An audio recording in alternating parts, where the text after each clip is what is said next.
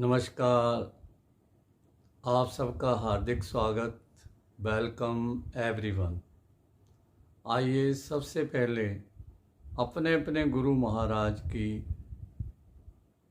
वंदना करें, उनको याद करें जिनकी कृपा से हम संसार में अपने परिवार को अच्छी तरह से और समाज में अच्छी तरह से रह रहे हैं। जिनके गुरु जी नहीं हैं, दीक्षित नहीं हुए हैं, वो परमात्मा का स्मरण करें। ओम गुरुर् ब्रह्मा गुरुर्विष्णु गुरुदेवो महेश्वरा गुरु साक्षात परम ब्रह्म तस्मै श्री गुरुवे नमः। गुरु सब कुछ है और गुरु की वंदना करने से, उनके दिए हुए मंत्र से आप सब कुछ प्राप्त कर सकते हैं। तो मैंने भी अपने गुरुजी को वंदना की, आप लोगों ने भी। और इस ब्लॉग में, क्योंकि कल मैंने बताया था कि भगवान एक ही है और उनकी अनेक विभाग हैं, मिनिस्ट्रीज़ हैं, जो जितनी शक्तियां हैं, और मैंने कल ये भी बात बोली थी कि कुछ रह गई होंगी तो अगले ब्लॉग में, और कुछ नहीं, बहुत ज़्यादा रह गई थी।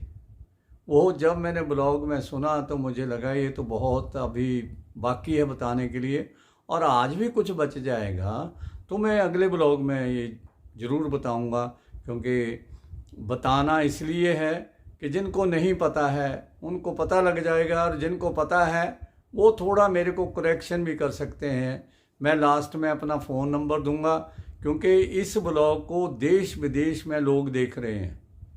आज भी मैं जब घर से आ रहा था तो मुझे एक बड़ी अच्छी, जो भगवान को मानने वाली, मतलब बहुत ही अच्छी बहन प्रोमिला, उसने मुझे बताया कि उनके जानकार हैं कनाडा में, आशा बहन जी हैं, उनकी फैमिली ये ब्लॉग देखती हैं और बड़ा अच्छा लगता है। जो हिस्टोरिक मैं ब्लॉग्स बनाता हूँ, या दूसरे हैं रामायण के, जो मैंने रामायण का गायन किया है, दूसरे सारे उन लोगों को पता लगता है। और भी कई लोगों को ये है कि वो मेरे से मैसेज करके बात करना चाहते हैं। कईयों ने पूछा कौन सी कंट्री में आ रहे हो, तो मैं उन सब से निवेदन हाथ जोड़ के करूँगा कि आप अपने देश में बुलाइए, जिसमें भी बुलाना चाहते हैं। स्पॉन्सरशिप चाहिए, अच्छी स्पॉन्सरशिप इसलिए चाहिए कि एम्बेसी वाले तभी वीज़ा देंगे, और मैं वहाँ आकर के किसी के ऊपर मतलब ये नहीं होगा कि वो मुझे रखेंगे, कहाँ रखेंगे।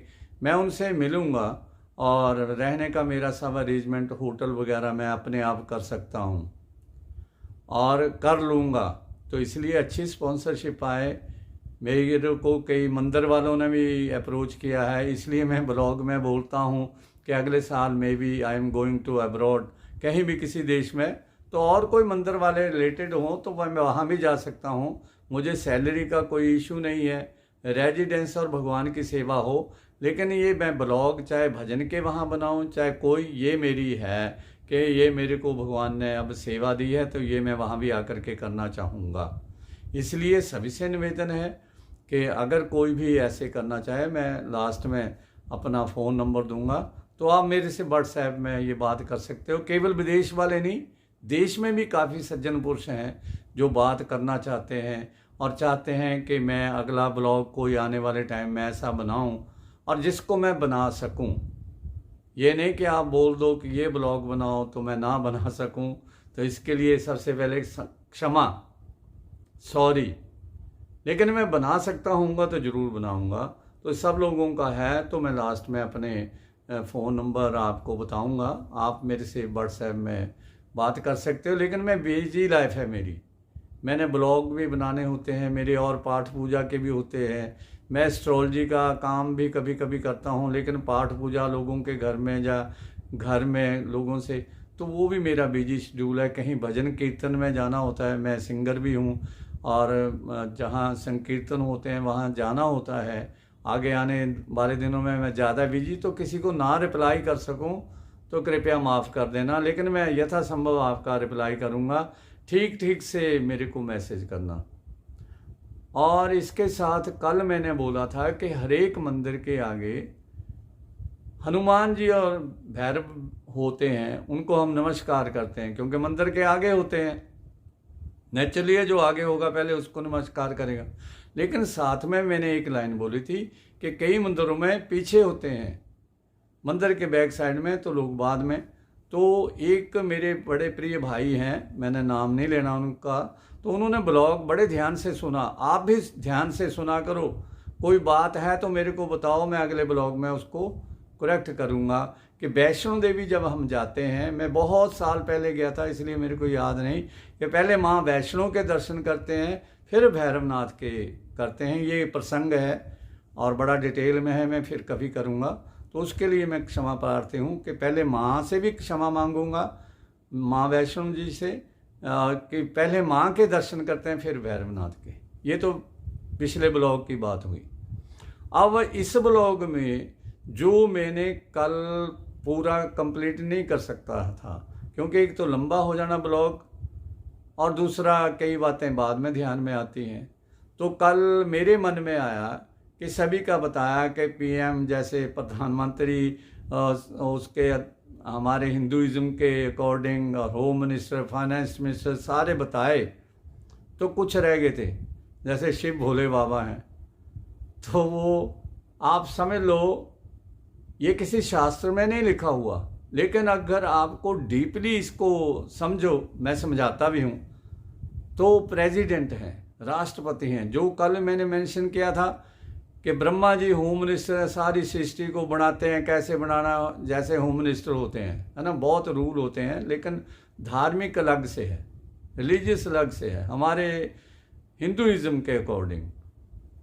और विष्णु पालन पोषण जैसे पीएम करते हैं, तो प्रेसिडेंट भी हमारे धर्म के अनुसार तो भोलेनाथ। अब प्रेसिडेंट हमारे देश में जैसे नई लोकसभा चुनी जाती है, पिछली को ख़त्म किया जाता है, ऐसे कल मैंने बताया था कि जब ये सृष्टि का जो भोलेनाथ विनाश, मतलब इसको फिनिश करके फिर दोबारा शुरू करते हैं, उसके अकॉर्डिंग मैं बोल रहा हूँ कि वो एज ए प्रेसिडेंट है।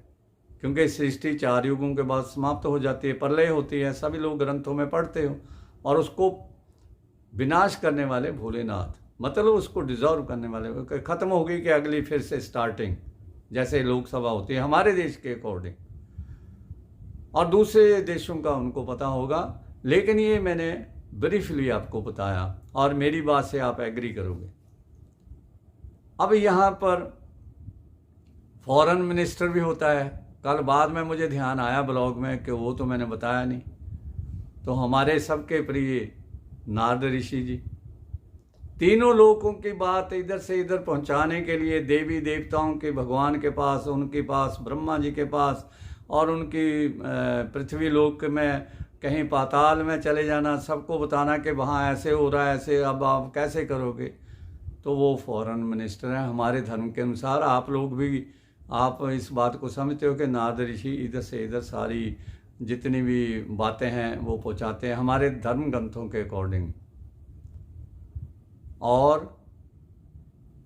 अब मेडिकल का डिपार्टमेंट है, वैद्य धन्वंतरी जी, हमारे जितने भी आयुर्वेदिक डॉक्टर हैं उनकी पूजा करते हैं, उनका दिन आता है, हम लोग मनाते हैं, तो वो विभाग उनके पास।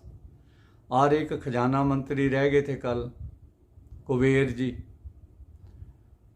और सब राज्य मंत्री जैसे होता है ना, एक कैबिनेट रैंक होता है, एक राज्य का जो है ना सब मंत्री, सब मिनिस्टर है ना, तो वो भी हैं कुबेर जी। और रावण ने उनका ले लिया था सारा, जितना भी कुबेर का खजाना था, और पुष्पक विमान था जिसका आपने वर्णन सुना है, भगवान राम उसी से वापस आए थे। तो उस समय भी हवाई जहाज और साइंस बहुत तरक्की कर गई थी। अगर हम लोग ये कथा में सुनाते थे तो कुछ लोग तो मान लेते थे कि ऐसा हो सकता है, दूसरे लोग भी हो सकते हैं, लेकिन जब हवाई जहाज नहीं बना था, लगभग 1800 में वो राइट बंधुजा और लोगों ने बनाया, उससे पहले तक जो ब्राह्मण या कथावाचक या महापुरुष सुनाते होंगे कि ऐसे हवाई जहाज होते थे इशारे से चलने वाले, जैसे समझ लो कंप्यूटराइज्ड, तो कोई मानने को तैयार ही नहीं था। उस वक्त नहीं मानने को तैयार थे, लेकिन जब बन गए साइंस वाले तब मानते हैं कि जब उन्होंने देख लिया तब वो उन बातों को मानते हैं, हाँ ऐसा होगा जी। और हमारे ग्रंथों में ये सैकड़ों ने हजारों साल से ग्रंथ रचे हुए हैं, इनमें इनका वर्णन है। तो लोकों का भी वर्णन है कि ये लोक हैं। हमारी साइंस चंद्रमा मंगल तक पहुंची है, अभी स्वर्ग तक नहीं, स्वर्ग इससे बहुत ऊपर है, बताऊंगा कितने हजार किलोमीटर है। और साइंस वाले भी लगभग ऐसे बताते हैं कि कितने हजार किलोमीटर वो ग्रह है वो ग्रह है। तो मैं इस वयस में नहीं पढ़ना है, लेकिन वो ब्लॉग बनेगा। और मैं यहाँ आज जो एक और आपको बता रहा हूँ, बीच में किसी का और विभाग मुझे याद आ गया तो मैं ज़रूर आपको बताऊँगा, लेकिन ये मैंने मोटे तौर पर बताए हैं आपको कि ये भगवान के जो बनाए हुए देवी देवताओं को सौंपे हुए विभाग हैं, जिनको लोग कहते हैं आपके भगवान बड़े हैं, हमारे हैं भगवान के वो बनाए हुए मिनिस्ट्रीज हैं, पावर्स हैं, और उनके थ्रू भी हम भगवान तक पहुंच सकते हैं। आप करके देखो। और महापुरुष जो तपस्या करते रहते हैं लाखों लाखों जन्मों तक, जो हम नहीं कर सकते, तो वो जो तपस्या करते रहते हैं उनकी दिव्य आत्माएं भी ब्रह्मांड में घूमती रहती हैं, क्योंकि मोक्ष नहीं हुआ होता। मैंने एक ग्रंथ में पढ़ा था। तो वो किसी ऐसे कुल में जन्म लेना चाहती हैं जहाँ पर लोग धार्मिक हों और अच्छी प्रवृत्ति वाले हों, तो वहाँ जन्म लेकर के वो उस जन्म में मुक्ति पाना चाहते हैं, मोक्ष लेना चाहते हैं। लेकिन प्रकृति का नियम, उनको कई साल इंतजार करना पड़ता है। प्रकृति में ये नहीं है कि आप जब चाहो किसी के घर जन्म ले लो, वो जब बारी आएगी टर्न आएगी। उस ग्रंथ में मैंने पढ़ा था। इसलिए भगवान ने ये सारा नियम बनाए हैं दुनिया को चलाने के लिए, और उनके लिए विभाग जो है, डिपार्टमेंट जो है, सबको बांट दिए। अब एक और इम्पोर्टेंट आपको डिपार्टमेंट बता रहे हैं कि इस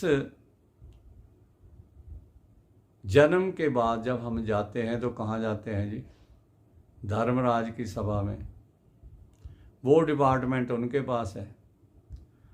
और वो धर्मराज का जो भवन है ना स्वर्ग में, स्वर्ग मैंने आपको बताया है पूर्व में है, सूर्य से ऊपर ध्रुव तारे के बीच, और पूर्व और उत्तर के बीच पितृलोक है, वो अलग है। लेकिन जो धर्मराज का भवन है, जहाँ वो फैसला लेते हैं, डिसीजन लेते हैं, जहाँ उनके मिनिस्टर्स बैठे होते हैं, लगभग 300 और 350 किलोमीटर योजनों में दूरी है। अब जिस दिन मैं ये ब्लॉग बनाऊंगा ब्रह्मांड का, आपको पता लगेगा कि कितने किलोमीटर ऊपर जाकर के स्वर्ग और दूसरे लोग हैं।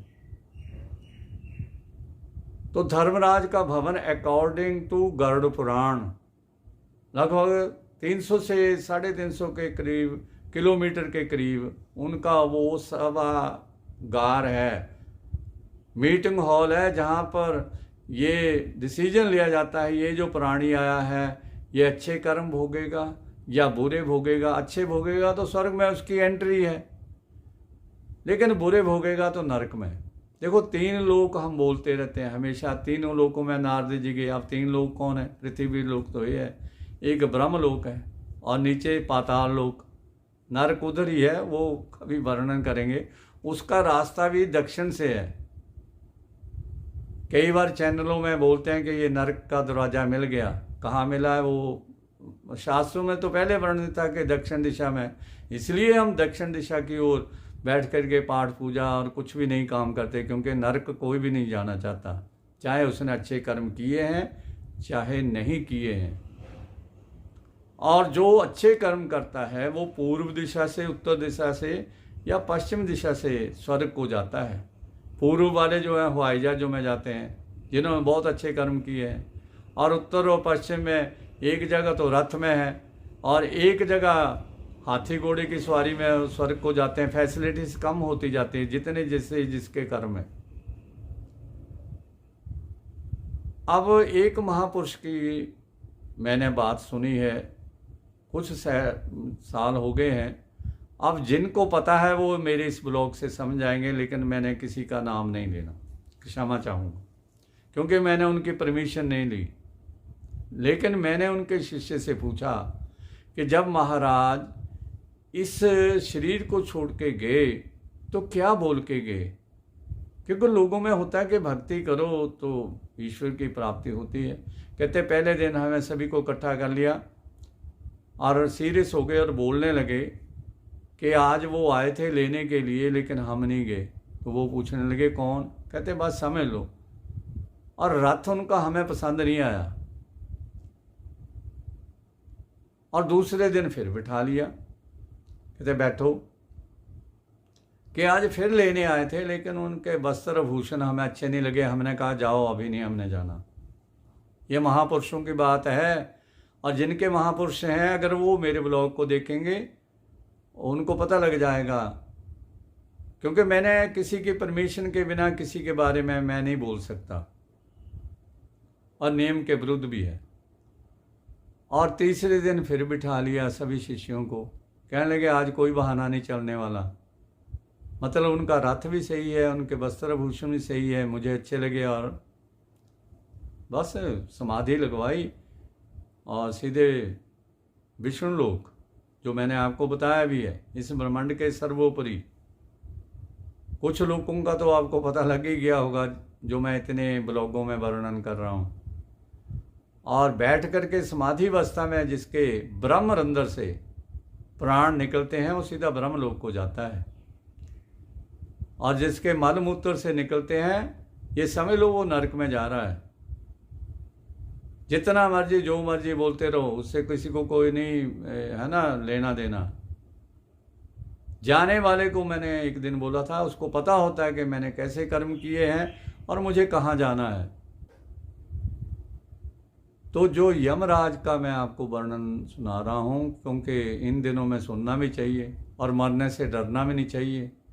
कबीर का दुआ है, मुझे बड़ा अच्छा लगता है, जा मरने से जग डरे मेरे मन आनंद, कब मरहूँ और पायूँ पूर्ण परमानंद। जिसको मरने से लोगों को डर लगता है, मेरे मन में बड़ी खुशी होती है कि कब मरहूँ और पायूँ पूर्णानंद, कि कब मरूँ और मैं भगवान को प्राप्त करूँ। अब जिनको पता है मैंने भगवान के पास जाना है, साक्षात परमेश्वर के पास जाना है, वो क्यों डरेंगे? वो तो कहेंगे कल की जगह अभी ले जाओ, आज नहीं अभी। लेकिन जिनको डर, उनको लगता है कि आगे जा कर के क्या होगा, सारी उम्र मैंने पाप की कमाई की, पाप किए, सबको पता होता है। भगवान के मंदिर में जाते हैं ऐसे हाथ जोड़ करके, लेकिन पता होता है कि मैंने क्या क्या किया है। मुझे भी पता है, मैं लोगों की बात नहीं करता हूँ, मैं अपनी भी करता हूँ। इसलिए लोग मुझे जानते हैं, मेरे से जितना बन पड़ता है मैं करता हूँ। सब लोगों को जहाँ मैं रहता हूँ उनको पता है। मैं अपनी चादर से आगे नहीं कर सकता, लेकिन जितना मेरे से होता है मुझे करना चाहिए, सबको करना चाहिए। शास्त्रों में 10वां हिस्सा दान का है। 1000 कमाते हो 100 रुपया दान, 10,000 तो 1000 रुपया दशांश बोला है, तब वो कमाई शुद्ध होती है और उसको दान करना चाहिए। धर्मार्थ लगाओ, स्कूल बनाओ, कॉलेज बनाओ, हॉस्पिटल बनाओ, धर्मशालाएं बनाओ। गरीब बच्चे हैं उनको ड्रेसेस दो, उनकी फीस दो, कितना कुछ करने के लिए है। और जब तक, एक बात और समझ लेना, जब तक पैसा आपके कंट्रोल में है आप कर सकते हो। मैंने कई लोगों को देखा है, वो दान करना चाहते हैं लेकिन बच्चे नहीं करने देते कि जितना बच जाए हमारा। जाते वक्त, ये ध्यान से सुन लेना, जाते वक्त जेबें तक टटोलते हैं, कपड़े फेंक देते हैं कि इनसे भूत ना हमें लिपट जाए, लेकिन सोना चांदी और सब वो रख लेते हैं, उसमें नहीं होता कुछ भी। ये कड़वी सच्चाई है, इस बात को समझ लो। इसलिए जीते जी जब तक आपके कंट्रोल में है सब कुछ है। जो दान जहाँ मंदिर में आपका दिल करता है करो, और कहीं करो, ताकि अगला लोक बन सके। यहाँ आकर के हमने कमाया है, बंद मुट्ठी से आए थे। बच्चे का जन्म होता है बंद मुट्ठी में होता है, और आने से पहले वो जब तक माँ के गर्भ में होता है प्रार्थना करता है कि भगवान इस नरक से मुझे बताओ। ये गरुड़ पुराण है, गरुड़ पुराण में पढ़ लेना या सुन लेना। कोई बुरी बात नहीं पुराणों को पढ़ना, ऐसे कुछ नहीं, वहमों में मत पढ़ो। तो वो प्रार्थना करता है कि जब मैं पृथ्वी पर जाऊंगा आपका भजन करूंगा, लेकिन आते ही रोने लग पड़ता है कि मैं कहाँ आ गया, मैं तो ये सोच रहा था भगवान का भजन करूंगा, और मुट्ठी बंद करके आता है। और देखो जाते वक्त हाथ खुले होते हैं कि सब कुछ छोड़ चले हैं, तो फिर किसी के लिए कमाना। पूत सपूत का हे धन संचय, पूत सपूत है तो अपने आप कमा लेगा, और पूत कुपूत का हे धन संचय, और पूत कुपूत निकले तो बेइज्जती इंसल्ट ही करवाएगा। इसलिए उतना जरूर कमाओ जिससे बच्चों की एजुकेशन हो, आपकी घर गृहस्थी चल सके, इतना जरूर कमाना चाहिए बुढ़ापे के लिए। लेकिन दान तभी तक आप दे सकते हो जब तक आपका उसके ऊपर पूरा कंट्रोल है। ये बातें मैंने इसलिए बोली क्योंकि आज का टॉपिक बड़ा सीरियस है। गरुड़ पुराण में लिखा है जिसने कभी दान नहीं दिया तो वो नरक में जाता है, सीधा नरक में। नरक का मैंने दरवाजा बता दिया, बड़ा भयंकर है नरक। स्कंद पुराण को पढ़ लो और पुराणों को, ये वेद व्यास ऋषि जी ने लिखवाए हैं और साक्षात गणेश भगवान जी ने लिखे हैं। ये आम आदमी ने पुराण नहीं लिखे, ना मैंने लिखे हैं। उनमें ये वर्णन है कि अगर आप कुछ नहीं करते हो तो फिर नरक निश्चित है। इसलिए नरक का दरवाज़ा मत खोलो, कोई भी जो सुन रहा है। और जिसको नहीं सुनना है उसको लाख सुनाओ, उसको क्या फ़र्क पड़ता है। क्योंकि मेरे ब्लॉग को जो लोग सीरियस होकर के सुनेंगे, कम से कम देश समाज जहाँ भी जिस सोसाइटी में आप रहते हो उस देश में, उस गांव में, नगर में अगर कुछ करोगे तो आपका यश फैलेगा। लोग कहेंगे वाह ऐसा आदमी होना चाहिए जो समाज के लिए ये करता है। दूसरे को ये मत देखो कि उसने नहीं किया तो मैंने क्यों करना। अरे सभी थोड़े करते हैं, सभी भगवान के पास थोड़ी जाएंगे। जिसको जाना है वही जाएगा, और क्रिटिसाइज करने वाले करेंगे। आप मंदिर जाते हो तो कहेंगे बड़ा भक्त बन गया है ना। अगर नहीं जाते हो तो कहना नास्तिक है, कभी मंदिर भी नहीं जाता, गुरुद्वारे नहीं जाता और कहीं नहीं जाता। लोगों का काम कहना है, वो नहीं हटेंगे। इसलिए वो जो धर्मराज का मरने के बाद सीन है ना जी, गरुड़ पुराण में लिखा है कि वहाँ जाना और नरक के लिए जाना, वो रास्ते इतने भयंकर हैं। कईयों के कर्मों के अनुसार जो कीचड़ है उसमें चलाना, जोंकें लग जाती हैं, और नदी बड़ी भयंकर होती है, उसको जगह जगह से काटते हैं। उसको वैसी दर्द फीलिंग होती है जैसे इस शरीर में होती है। और वहाँ पर आग के दरिया हैं, और लोग कहते हैं कहाँ आग के दरिया होंगे जी। अब पृथ्वी पर देखो जो लावा फूटता है, चैनलों में देख लो, लावा जो फूटता है दरिया बह होता है आग का। इस पृथ्वी में भी आग है जब फूटती है ना। जिन देशों में, एक बार मैं विदेश में था तो वो फूटा था, और इतनी वो डस्ट और वो दूसरी हवा में उसके कण फैल गए थे कि फ्लाइट्स रद्द हो गई थी। तो ऐसे दरिया हैं आग के। कहीं कढ़ाई में उसको गर्म तेल में उल्टा लटका करके और कैसे कैसे करना पड़ता है। तो नरक में कभी ना आदमी जाना चाहे। इसलिए अच्छे अच्छे कर्म करना चाहिए, सबको करना चाहिए, मुझे भी करना चाहिए और आप सबको भी करने चाहिए। नहीं करने तो सबकी मर्जी है, फिर जो होना है तो वो तो हो ही जाना है।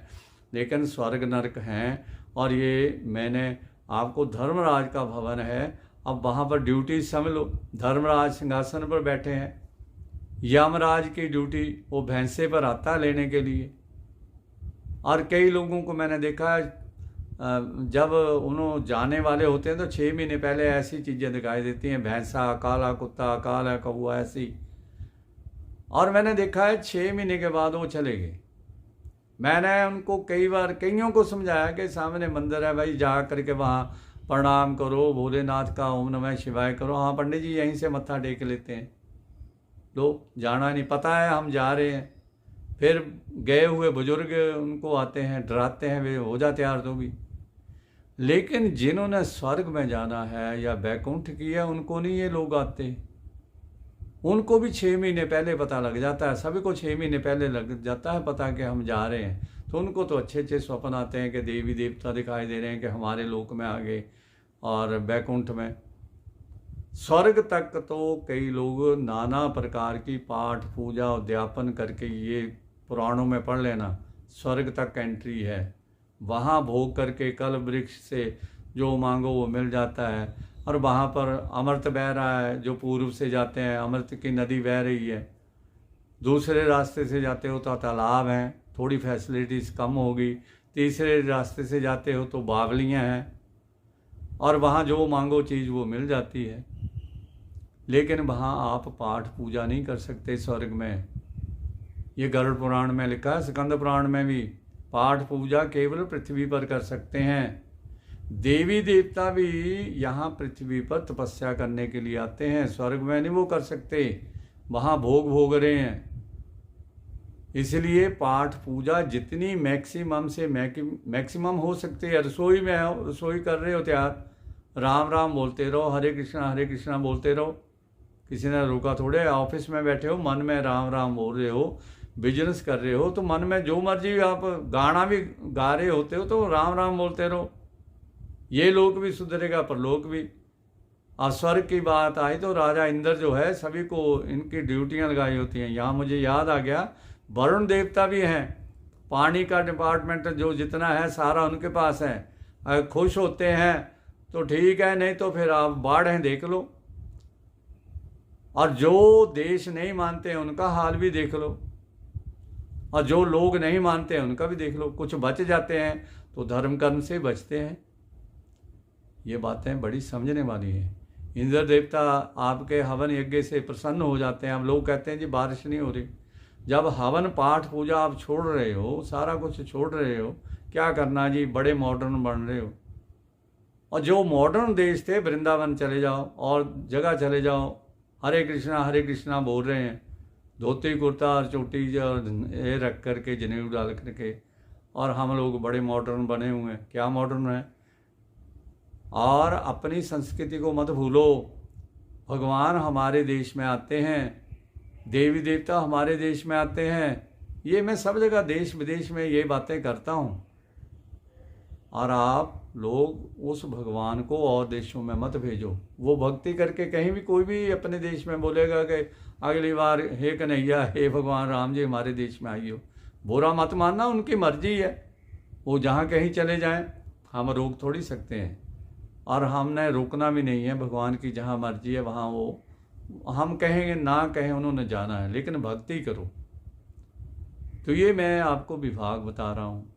अब धर्मराज के भवन में धर्मराज की ड्यूटी है कि अच्छे कर्म करो तो अच्छी जगह, बुरे कर्म करो तो नरकों में। और कितने वर्षों तक नरकों में रहना है, कौन कौन से नरक में रहना है, ये बड़ा भयंकर वर्णन है।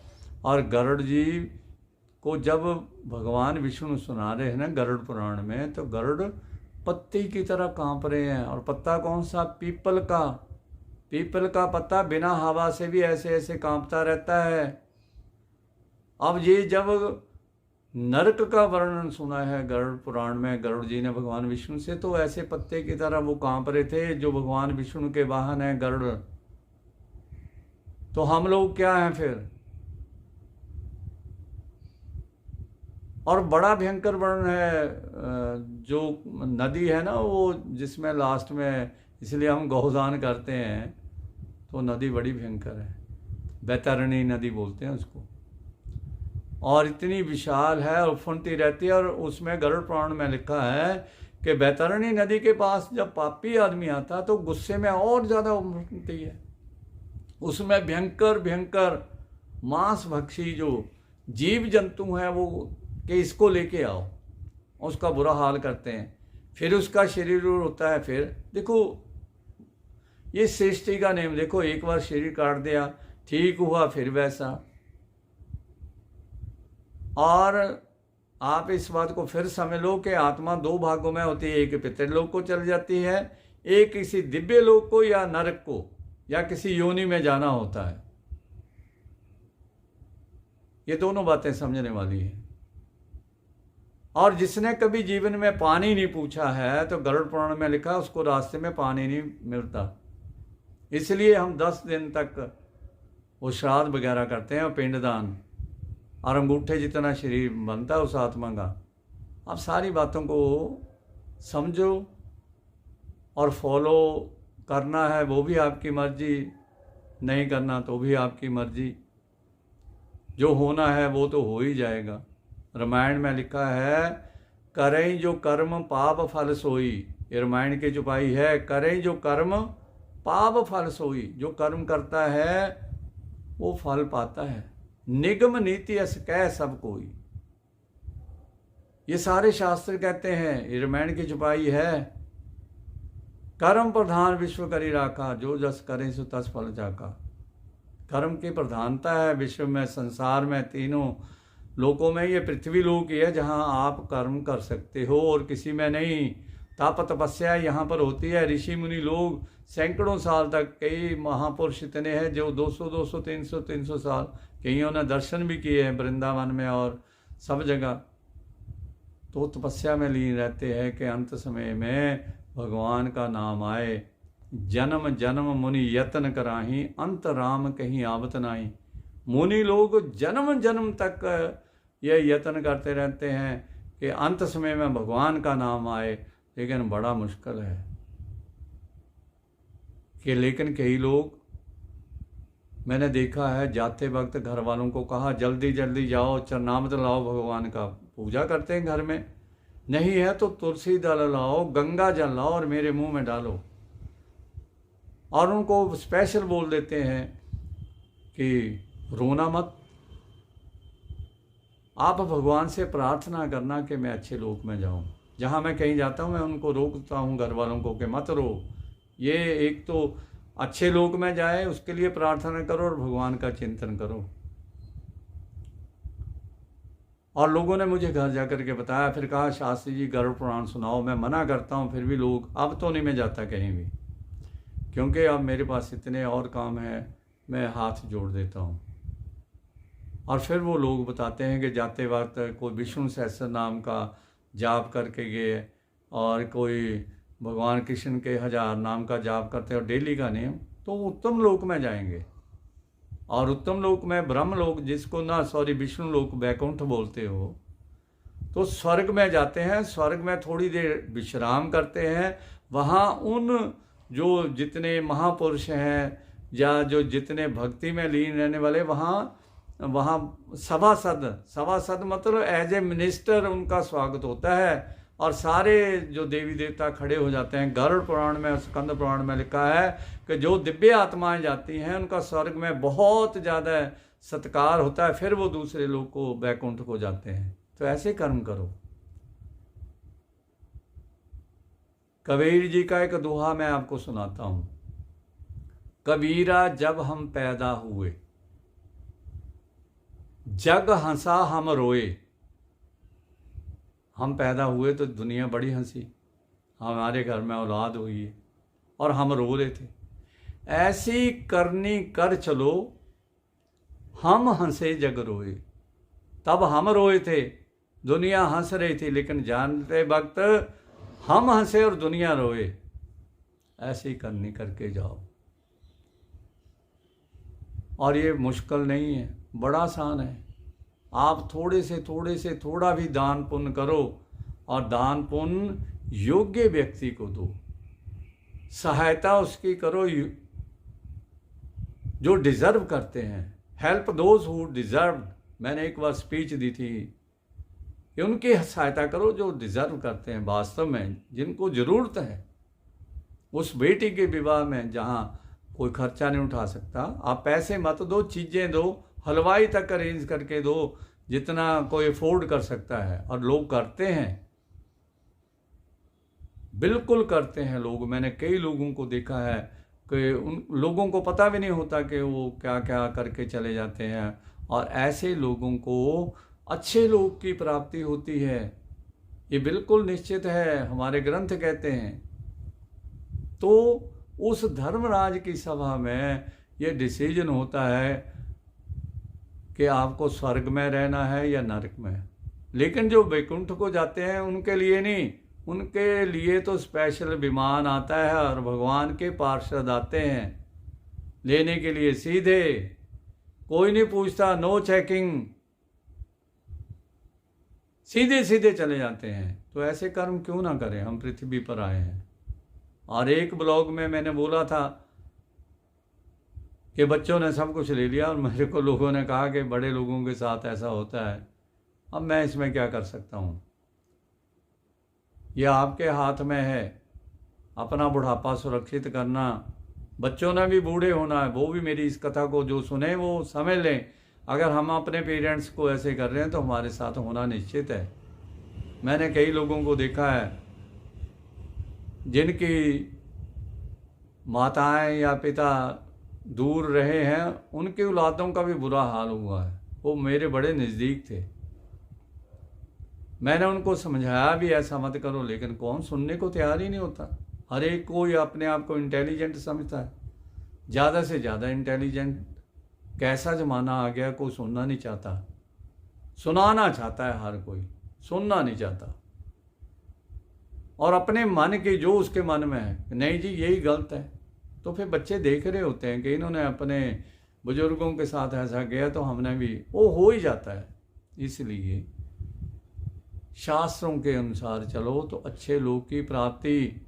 आज मैंने आपको स्वर्ग का जो वर्णन कर रहा हूँ, डिपार्टमेंट बता रहा हूँ, ये डिपार्टमेंट उनके पास है। यमराज फिर वो भैंसे पर सवारी करके आता है, बड़ा भयंकर रूप है उसका। और गरुड़ पुराण में लिखा, जब वो आता है ना तो मरने वाले के शब्द निकलते नहीं, वो इतना डरा हुआ होता है, इतना भयभीत हो जाता है, घर वालों को नहीं बता सकता। घर वाले कहते हैं राम राम बोलो पिताजी, शाम शाम, पिताजी कहाँ से बोले, डरा हुआ आदमी तो मुंह से आवाज़ नहीं निकलती। और फिर बाद में टेंट लगा करके, और बड़े बड़े टेंट मैंने लगे हुए देखे हैं। जीते जी माँ बाप को इतनी इतनी बातें करनी, मैं यहाँ ब्लॉग में नहीं बोलूँगा। और फिर मैंने उनको बोला कि आप नहीं बूढ़े हो गए। अपने बुजुर्गों को ऐसे प्रताड़ित करना और भ्रमित करना, कई लोग बुजुर्ग होते हैं उनको भ्रमित कर देते हैं, वो भी गलत है। कई का रोल मत अपनाओ, इधर उधर की बात मत करो, हमारा घर परिवार भी है। तो ये धर्मराज की सभा में अब एक और बात सुन लो। ये जितनी बीमारियां हैं ना, गरुड़ पुराण में लिखा हुआ है, ये ज्वर है और दूसरी बीमारियां हैं, अजीर्णता है, और नाम नहीं मैंने लेने हैं, ये सारे विद फैमिली रहते हैं वहाँ धर्मराज के। ये जितने रोग हैं, अब जिसको ले जाना होता है ना तो धर्मराज की सभा से भेज देते हैं, वे जाओ उसको घेर लो और लग जाओ। और जब तक वो उस टाइम तक वो तैयार हो जाए तब तक वहीं रहो। वो फैमिली के किसी मेंबर को भेजें, अपने आप आए, बस वो रोग लग गया। अब वो लेके ही जाता है, ये गरुड़ पुराण में लिखा है, पढ़ लेना या सुन लेना कहीं हो रहा हो। और इसमें एक और बात समझो कि जब गरुड़ पुराण में लिखा है कि वो आदमी जाने के लिए तैयार हो गया, जी अटैची उसका बंध गया, 1-2 दिन में जाने वाला है, तो वो जो बीमारी लगी होती है वो छोड़ के चली जाती है। ये गरुड़ पुराण में लिखा है, वो छोड़ जाती है। हॉस्पिटल में होते हैं, कहीं होते हैं, लो जी ये तो ठीक भी हो गए, बड़े बड़े बड़े खुश होते हैं कि देखो जी इतने पैसे भी लग गए और ठीक हो गए, सबको पता भी है, फिर भी बड़े खुश होते हैं, ये तो ठीक हो गया, इसको तो कुछ भी नहीं हुआ था। और अगले दिन पता लगा जय राम जी की होगी। रोग भी छूट जाते हैं, रोग छोड़ के चले जाते हैं, लेकिन जब आते हैं तो लेके जाते हैं। ये गरुड़ पुराण में लिखा है। इसलिए रोग और बुढ़ापे में नहीं, यंग एज में कईयों को ले जाते हैं, क्योंकि जितनी जिसकी आयु है उसकी उतनी ही आयु होनी है। आयु हम लेके आते हैं, जितनी भी किसी की आयु है। इसलिए उस आयु को अच्छी तरह से निर्वहन करो, उसका घर गृहस्थी में रहो और समाज में रहो, सोसाइटी में रहो, जिस भी देश में रहो, अपनी छाप छोड़ो। वहाँ के लोग कहें कि वाह कितना जेंटलमैन है, कि जिस देश में हम रह रहे हैं उस देश का भी हमारे पर एहसान है। और लोग मानते हैं, मैंने विदेशों में देखा है, उस देश का एहसान मानते हैं और मानना चाहिए। और उस सोसाइटी के लिए कुछ ना कुछ करना चाहिए जो हमारे सुख दुख में खड़ी होती है। यही धर्म है, यही एजुकेशन है। कल मैंने धर्म के 10 लक्षण बताए थे, तो विद्या भी है। विद्या विनम्र ददाती, विनम्रता देती है विद्या। जितने वेल एजुकेटेड हो गए, अगर विनम्र हो गए तो लोग कहेंगे वाह इतना पढ़ा लिखा है, कितना मीठा बोलता है। तो रावण तो वेल एजुकेटेड था, 4 वेदों का भाष्य किया था। विद्या थी, हमसे ज़्यादा विद्या थी, हमसे ज़्यादा वो इंटेलिजेंट था। उसकी साइंस थी कि भगवान के जब दूत बन कर के नहीं वैसे गए हनुमान जी, मच्छर के जितना छोटा सा रूप, और उसको भी लंकनी ने देख लिया, तो उसकी कितनी साइंस टॉप की थी, उसको भी देख लिया। उससे ज़्यादा नहीं हो सकते, लेकिन उसके विनम्रता नहीं था, अहंकार था। इसलिए धर्म के लक्षणों को फॉलो करो। और सारे विभाग लगभग मैंने बता दिए हैं। फिर भी कोई रहता होगा तो क्षमा चाहूँगा। मैंने कल के ब्लॉग में भी बोला था, कोई लाइन इधर से इधर हो जाती है बोलते बोलते, इंसान हूँ। तो रामायण में एक दोहा है, जड़ चेतन गुण दोष में, ये बाल कांड के स्टार्टिंग में। जड़ चेतन गुण दोष में विश्व कीन करतार। जड़ चेतन, जड़ होती हैं जो हिलती डुलती नहीं है, वस्तुएं, पत्थर, पेड़ पौधे वगैरह वगैरह। चेतन जो जितने चेतनता है, पेड़ पौधे में भी चेतनता है, लेकिन वो चल फिर नहीं सकते। गुण दोष में, गुण और दोष दोनों इकट्ठे मिला दिए हैं। विश्व कीन करतार, उस परमात्मा ने इस संसार को ऐसे बना दिया है, गुण दोष सब में है। किसी में गुण ज़्यादा है, किसी में दोष ज़्यादा है। इसलिए मेरे से भी कोई गलती हो सकती है, पॉसिबल है। मैं कोई ऐसे बुक लेकर के नहीं पढ़ रहा हूँ कि मैं कॉपी टू कॉपी आपको सुना रहा हूँ। मैं जैसे आ रहा है दिमाग में बोल रहा हूँ, तो कोई छूट सकती है, बात इधर से उधर हो सकती है। उसके लिए क्षमा पहले ही, और क्षमा बड़न को चाहिए। आप लोग बड़े हो, आपको क्षमा मुझे करना चाहिए। विश्व कीन करतार, जड़ चेतन गुण दोष में विश्व कीन करतार। संत हंस गुण गहहि पाए, परिहरि बारी विकार। ये दोष और गुण वाला संसार बनाया, लेकिन जो संत होते हैं, महापुरुष होते हैं, वो एक बच्चे का गुण भी ग्रहण कर लेते हैं और गुणों को ग्रहण करते हैं। उस हंस की तरह गहरी पानी विकार, जो पानी और दूध का मिला हुआ कटोरा हंस के आगे रख दो तो वो दूध को हंस पी लेता है और पानी छोड़ देता है। बताओ इसकी जीव कितनी फिल्टर वाली होगी कि पानी उसने छोड़ दिया, दूध पी लिया। तो हंस भी ऐसे ही करते हैं। किसी में गुण देखा उसको अपनाएंगे, कोई मेरी बात अच्छी नहीं लगी उसको मेरे लिए छोड़ दो भाई, अच्छी आपको लगती है तो बिल्कुल ग्रहण करो। जड़ चेतन गुण दोष में विश्व कीन करतार। संत हंस, उस हंस की तरह गुण गहई पय, परिहरि बारी विकार। पय कहते हैं दूध को ग्रहण कर लेते हैं अच्छी बात को, और पानी को छोड़ देते हैं। और इसके लास्ट में जो मेरे ब्लॉग को ध्यान से सुनो, ये नहीं मैं जो बोल रहा हूँ आप सुन रहे हो और सिर हिला रहे हो, वाह महाराज बार, ऐसा नहीं। एक कथावाचक कथा सुना रहे थे, मैं छोटी उम्र में था, डिग्री ले रहा था, तो वो कह रहे थे कथावाचक कथा सुनाते हैं, सुनने वाले वाह महाराज बड़ा अच्छा। कहते ऐसे नहीं, आप सुनते हो पूरे ध्यान से सुनो। कुछ में उसमें आपको लगता है कि ऐसा नहीं है तो ऐसा, तो उनसे पूछो आपने ऐसे कैसे बोला। उन्होंने एक दृष्टांत सुनाया, ये सच में नहीं है, ये दृष्टांत है, एग्जाम्पल है। कि जैसे समझ लो कि कथावाचक कह रहा है, एक ज़माना था, युग था कि पहाड़ जैसी मक्खियाँ होती थी। अब पहाड़ जितनी मक्खी तो नहीं हो सकती, लेकिन लोग सिर हिला रहे हैं। ये एग्जाम्पल है, सच बात नहीं है। मेरे को फ़ोन भी नंबर दे रहा हूँ, अभी मेरे पीछे पड़ जाओगे।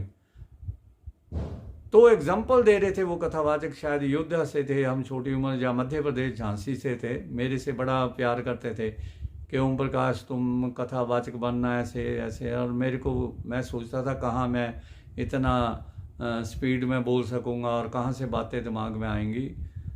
तो वो कथा सुना रहे हैं और मैं बड़े ध्यान से, आज तक मुझे वो बात याद है कि कथावाचक समझ लो एग्जाम्पल के तौर पर कह रहे हैं कि बड़ी बड़ी मक्खियाँ होती पहाड़ जितने शरीर की, और पहाड़ जितना शरीर तो नहीं होता, और आते थे गुड़ की भेली उठा करके, वो भी पहाड़ जैसी। अब गुड़ की भेली पीस जो है गुड़, वो पहाड़ जैसे कैसे हो सकता है भाई, हम क्यों सिर हिलाएं, और लेकर के उड़ रही थी, वो कहाँ जा रही थी। तो ऐसे कथा नहीं, ऐसे नहीं। मुझे कल भी जिस भाई साहब ने बताया, वो फील तो कर रहे थे कि मेरे से बड़े हैं, मेरे से बड़ा प्यार है, कि आपने ऐसे बोला, तो मैंने उनसे क्षमा मांगी, भाई साहब कल इसको करेक्ट करूँगा। जिस मंदिर का जैसा नियम है वैसा ही होता है, और वो प्रसंग होता है। तो वो माँ वैष्णो वाला मैंने स्टार्टिंग में आपको बताया, मैं माँ वैष्णो से भी क्षमा, और आप सबसे भी। और ब्लॉग को सुनिए, उनको देखिए, ध्यान से देखिए, कहीं भी मैं कुछ बोल जाऊं तो उसको क्षमा कर दो। अब इसमें एडिटिंग नहीं हो सकती, जब मैं इसको सुनूंगा अपलोड यूट्यूब में कर दूंगा तो ये एज इट इज़, इसमें एडिटिंग नहीं। कल वो कह रहे थे एडिटिंग करो और उसको ऐसे करो, तो कुछ नहीं होता। एक बार जो लोग पता है यूट्यूब में, एक बार वो चैनल में चली गई, जैसी है वैसी है। इसलिए आप मेरे को क्षमा करेंगे, कोई कभी किसी में मेरे से गलती हो जाए, हो जाती है। तो रामायण में ये एक और दोहा है, श्रोता वक्ता ज्ञान निधि। श्रोता और वक्ता, पहले श्रोता शब्द आया सुनने वाला, वक्ता बाद में, ज्ञान निधि, ज्ञान का खजाना होना चाहिए। सभी के समझ में ये आज की ब्लॉग की बातें नहीं आएंगी, कहीं उन्होंने 10 सेकंड में छोड़ देना, क्या सुनना है, ये बोरिंग।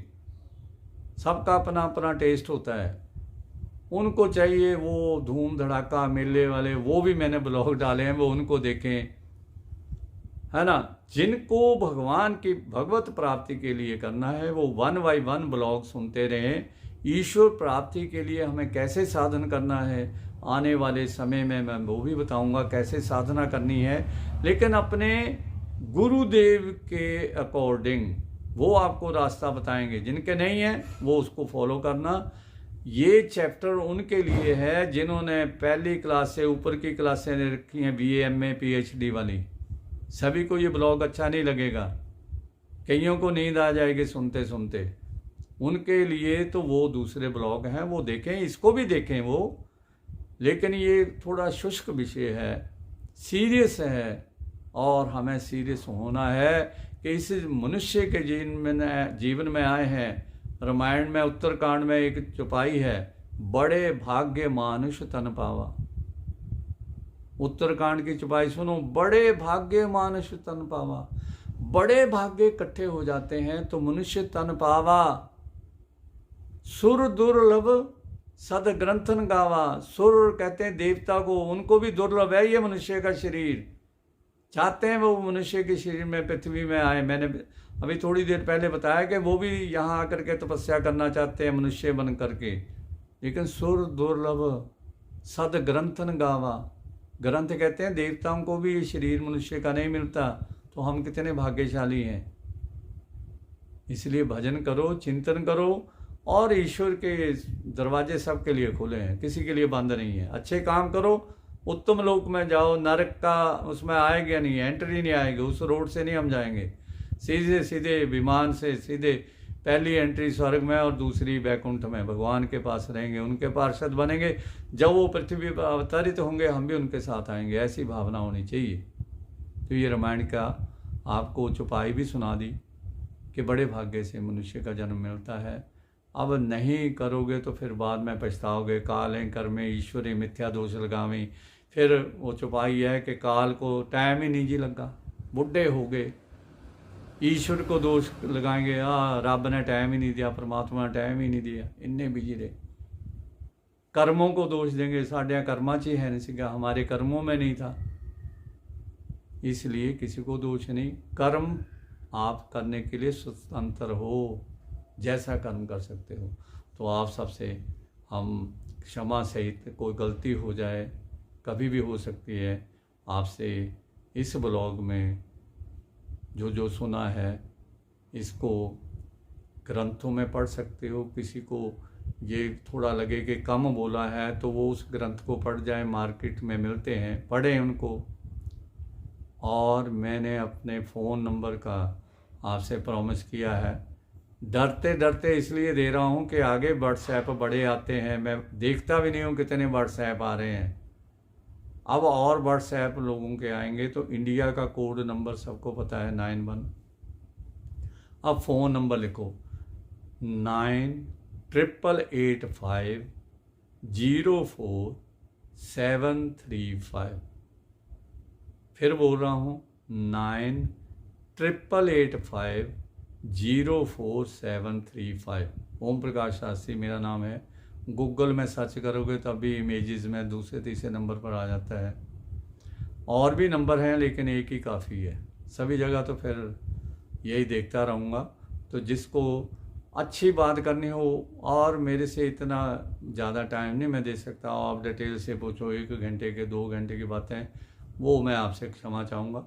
लेकिन जिसको कोई सुझाव देना है कि आप ये डालो वो डालो ऐसे, वो ठीक है, मैं कोशिश करूँगा अगर मैं वो कर सकता हूँगा कि लोगों को पता था कि ये कर सकते हैं या मैं कर सकता हूँ।